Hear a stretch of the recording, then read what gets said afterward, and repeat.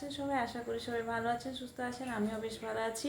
আচ্ছা, তোমাদের ওখানে ওয়েদারটা এখন কেমন আছে অবশ্যই কিন্তু কমেন্ট করে জানাবেন। আমাদের এখানে তো ঠান্ডার শুরুতেই প্রচুর ঠান্ডা পড়ে গেছে, তাই জন্য এখন দিন 10টা বাজতে যায়, তবুও আমি গায়ের থেকে এই স্টলটা সরাচ্ছি না, মানে এত ঠান্ডা লাগছে স্নান করার পরেও।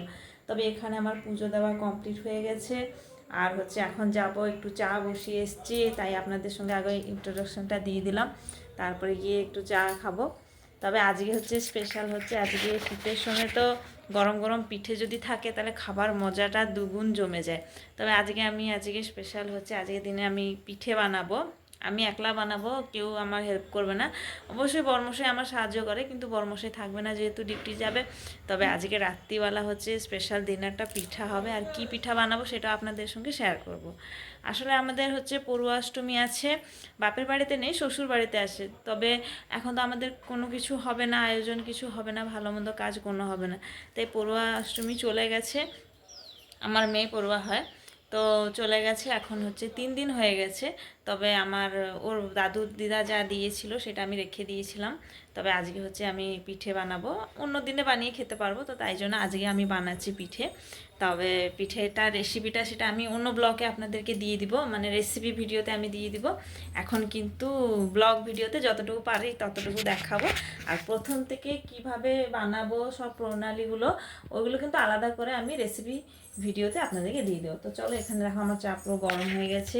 দেখো বন্ধুরা, চাটা আমি সকালবেলা করে দিয়েছিলাম, বরমশে একটু দিয়েছিলাম, আর তারপরে হচ্ছে আমি এখন একটু খাবো। আর এখানে কালকের বাসি রুটি আছে, বাসি রুটি দিয়ে চাটা আমার বেশ ভালো লাগে, আমি তো প্রচুর খেতে ভালোবাসি। আর ওয়েদারটা দেখো কত সুন্দর, মানে নীল নীল আকাশ, এদিকে হচ্ছে রোদটাও পড়েছে।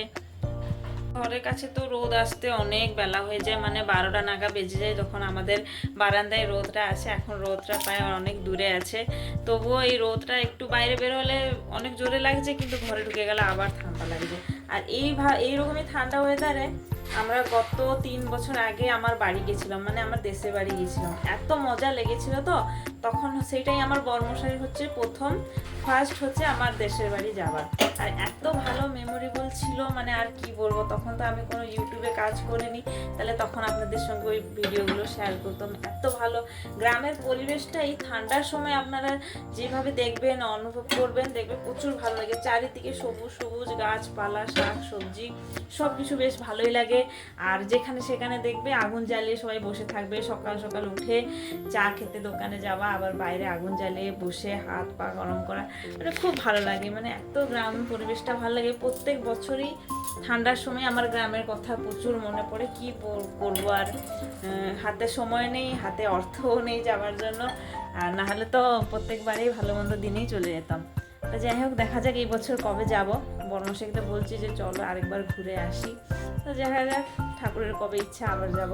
তো যাই, আগে চাটা খেয়ে নিই, তারপর আজকে কী রান্না করছি সব কিছু মেনু আপনাদের সঙ্গে শেয়ার করব।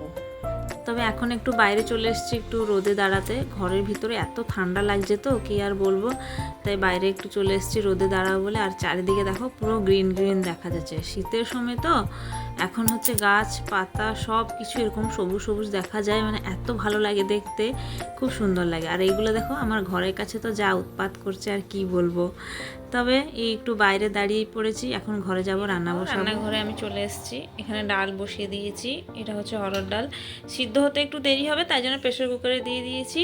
আর এখানে আজকে ছোট হাঁড়িতে ভাত বসিয়েছি, কালকে রাত্রিবেলা ভাত রয়ে গেছে, তাই এখানে অল্প ভাত বসিয়েছি। আজকে তো নিরামিষ হবে, তাই আর তো কেউ খেতে চাইবে না ভাত, তাই ভাতটা অল্প করেছি। এদিকে বড়মশাইও বাড়ি চলে এসছে, আর একটু দেরি করে এসছে, তো তাই জন্য হাতের কাছে যা পেয়েছে তাই নিয়ে চলে এসছে। আর এই ফুলকপিগুলো তো বেশ ছোট ছোট ফুলকপি, শীতের সময় প্রথম ফুলকপিও বাড়িতে এসেছিলো, যেহেতু বড়মশাই বললো একটু কড়া করে একটু ভাজা ভাজা করো, তো তাই জন্য দেখো এই সাইজের ফুলকপিগুলো খেতে এত টেস্ট হয়েছিল। তো এগুলো তরকারি করার থেকে এরকম ভাজা করে কি কষা কষা করে খেলেও খুব ভালো লাগবে। দেখো ভাজাটা কত সুন্দর দেখতে লাগছে, যেমন দেখতে তো খেতেও ঠিক তেমনই হয়েছিল। তবে আজকে লাঞ্চটা এরকম সিম্পলে করেছি, নিরামিষ। রাত্রিবেলা পিঠে তো হবে, তার সঙ্গে দেখা যাক কি হচ্ছে, কিন্তু আগে দিনের বেলা রান্নাটা শেষ করে আগে আমরা খাওয়া দাওয়াটা কমপ্লিট করব।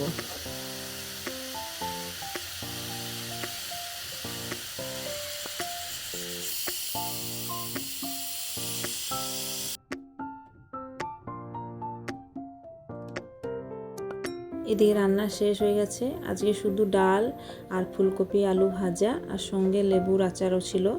মেয়েকে আমি খেতে দিয়ে দিয়েছিলাম। তারপরে এখানে দেখো বড়মশাই একটু সাহায্য করে নিচ্ছে এসব বাটাবাটি করার জন্য। যে তো বন্ধুরা, দুপুরে খাওয়া দাওয়া তো এখন পুরো শেষ হয়ে গেছে। বাসন থালা করা সব কিছু মেজে দিয়েছি। আর পিঠা বানানোর জন্য আমি আর বড়মশাই দুজনে করে লেগে পড়েছি। যতটা হাতে হাত করার ছিল আমি করে নিয়েছি। তারপরে আমি ভিডিও বানাচ্ছি, উনি সব করছে। তা কীভাবে পিঠাটা বানাচ্ছি তারও একটা আলাদা করে ব্লগ আমি রেডি করেছি, সেটা আপনাদেরকে দেখাবো। কিন্তু তার আগে এই ব্লগটা আপনারা দেখতে পাবেন। তবে কী পিঠা বানাচ্ছে সেটাও আপনাদেরকে দেখাবো। আমার সঙ্গে থাকো, ভিডিওটা দেখতে থাকো, তাহলে জানতে পারবে।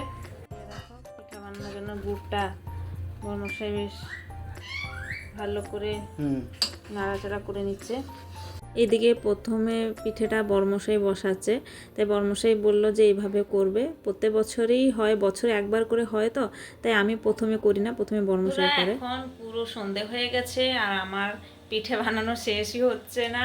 কি আর বলবো, খেতে যত দারুণ লাগে, বানাতে কিন্তু এত সহজ না। তো যাই হোক, শীতের হচ্ছে এটা প্রথম মাসের, মানে এই বছরের শীতের হচ্ছে প্রথম পিঠে হচ্ছে বাড়িতে। তবে পূর্বাষ্টমীতে হয়, মানে প্রথমাষ্টমীতে হয়, আমাদের তো হয়নি। তবে তাই জন্য আমাদের কিছুদিন পরে হলো। তবে এই পিঠেটা কি পিঠে অবশ্যই কিন্তু কমেন্ট করে জানাবেন, আপনাদেরকে দেখাচ্ছি। এই যে দেখো, এটা হচ্ছে নারকেলের পুর দেওয়া পিঠে। আর এই ইডলি মেকারে তো করেছি, অবশ্যই যারা দেখতে পাচ্ছেন তারা তো অবশ্যই জানতে পেরে গেছেন। এই যে দেখো, গরম গরম পিঠে কত সুন্দর দেখতে লাগছে না, মানে বলতে গেলে মানে অনেক লোভনীয়।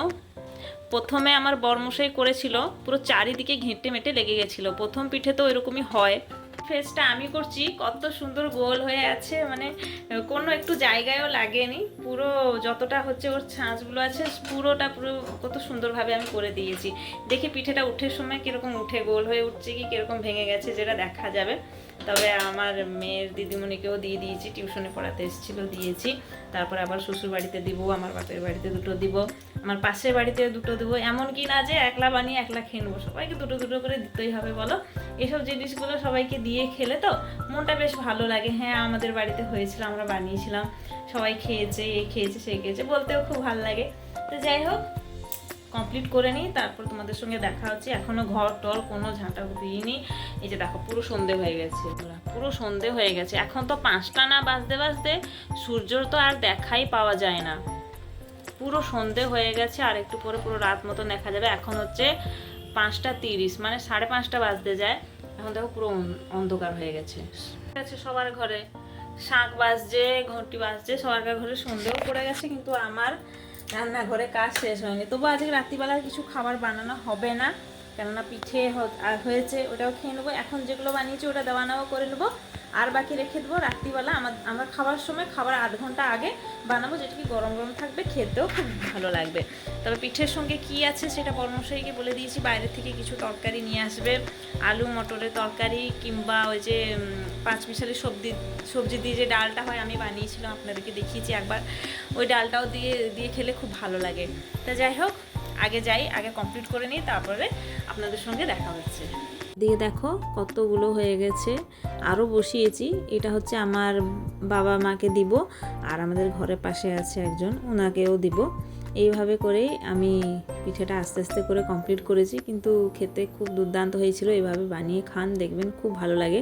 এই রেসিপিটা কিন্তু আমি আরেকটা ব্লগে দিব, যেটা কি আগামীকালে কি পরশু আমি পোস্ট করব। তবে এখন এই ভিডিওটা আপনাদেরকে দেখালাম। তবে আজকের ব্লগটা কেমন লাগছে অবশ্যই কিন্তু কমেন্ট করে জানাবেন। আর এখানে দেখো এতগুলো গুঁড়ো রয়ে গেছে, এই বাটাটা, এটাকে আমি আর কিছুক্ষণ পরে করব, মানে রাত্রির দিকে করব, যখন বড়মশাই ডিউটি থেকে বাড়ি আসবে তখনই 1 ঘন্টা আগে বসিয়ে দিলে কি হয় না, খাবার সময় গরম গরম থাকবে। আর এখানে পুরটাও আছে, এতটা পুর রয়ে গেছে, দেখি পরে কি করা যায়, পাটিসাপটা করা যাবে আর একদিন পরে। তবে এটা বেশ ভালোই রেখে দিলে থাকবে। এখানেও পুরো সন্ধে হয়ে গেছে, আর ঠান্ডা, এমন ঠান্ডা তো কি আর বলবো, মানুষ তো থাকতে পারছে না, এই বেচারাগুলো কীরকম থাকবে বলো। এই দেখো কীরকম শুয়ে আছে, দিনের বেলা বেশ রোদে খেলাখালি করছিল, এখন সন্ধে হলেই এরকমই বারান্দায় শুয়ে পড়ে থাকে। তো যাই হোক বন্ধুরা, আমার তো পিঠে করা পুরো কমপ্লিট। আর যেহেতু চিলড্রেন্স ডে ছিল, আর এখানে আমার মেয়েকে হচ্ছে ওর দিদিমণি একটা ললিপপ দিয়েছিল, সেটা বললো যে তুমি ব্লগ করার সময় মা ওটা তুমি দেখাবে। এই চকলেটটা ওকে দিয়েছে। আর স্কুল তো যেতে পারিনি, কেননা এত সকালে শরীরটা একটু ভালো ছিল না, আর বর্মশাইও বাড়িতে ছিল না, কে স্কুলে দিয়ে আসবে, তাই জন্য স্কুলে যায়নি। আর টিউশনিতে দিদিমণি ওকে দিয়েছিল, তাই সেটা আমাকেও বললো একটু দেখিয়ে দিবে। এদিকে দেখো বর্মশাইও চলে এসছে। এটা হচ্ছে রাত্রির ভিডিওটা। আর হচ্ছে এটা আমার শ্বশুরবাড়ি থেকে অল্প মটন দিয়েছিল, যেটা কি আমরা তো শনিবারে খাবো না বলে তার আগে থেকে দিয়ে দিয়েছে। তাই বর্মশাই বললো যে এটা বানিয়ে নি। আর এটা আমাদের বাড়ি থেকে দিয়েছিল মাংস তরকারি, তো বেশ রাত্রিবেলা পুরো জমে যাবে, সঙ্গে গরম গরম পিঠেও আছে আর এতগুলো। তো যাই হোক বন্ধুরা, কেমন লাগলো আজকের ব্লগটা অবশ্যই কিন্তু কমেন্ট করে জানাবেন। আর এখানে দুটো রুটিও করেছিলাম, বর্মশাই বললো মেয়ে তো খেতে চাইবে না, পিঠে এত মিষ্টি খেতে পারবে না, তাই রুটিও দুটো করো, আমিও হয়তো যদি খাবো। তো এইভাবে বন্ধুরা আজকে ব্লগটা শেষ করলাম। যদি ভালো লেগে থাকে তাহলে অবশ্যই একটা সুন্দর কমেন্টের সাথে একটা লাইক করে দিবেন। আগামীকাল আবার দেখা হবে। সবাই ভালো থাকবেন, সুস্থ থাকবেন। সবাইকে জয় জগন্নাথ, রাধে রাধে, শুভরাত্রি।